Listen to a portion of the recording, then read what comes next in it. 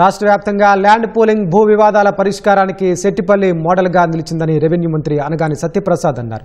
తిరుపతిలోని కచ్చపి ఆడిటోరియంలో సెట్టిపల్లి గ్రామ లబ్ధిదారులకు రిజిస్ట్రేషన్ దస్తావేజుల పంపిణీ జరిగింది. మంత్రులు అనగాని సత్యప్రసాద్, నారాయణ లబ్ధిదారులకు పట్టాలు అందజేశారు. లబ్ధిదారులపై రిజిస్ట్రేషన్ ఫీజుల భారం పడకుండా సీఎం చంద్రబాబు 17.5 కోట్ల రూపాయల మాఫీ చేశారని అనగాని చెప్పారు. రిజిస్ట్రేషన్లు పూర్తయిన తర్వాత లేఅవుట్లను అభివృద్ధి చేసే బాధ్యతను తొడా తీసుకుంటుందని మంత్రి నారాయణ తెలిపారు.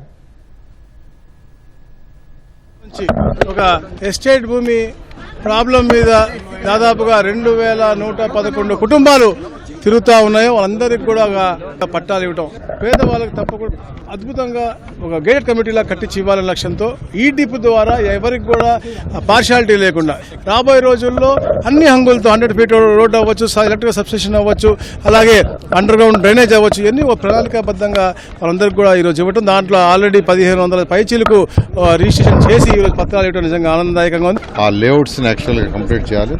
దానికి తొడా వాళ్ళు యాక్చువల్గా ఆల్రెడీ మాస్టర్ ప్లాన్ మొదలు పెట్టారు.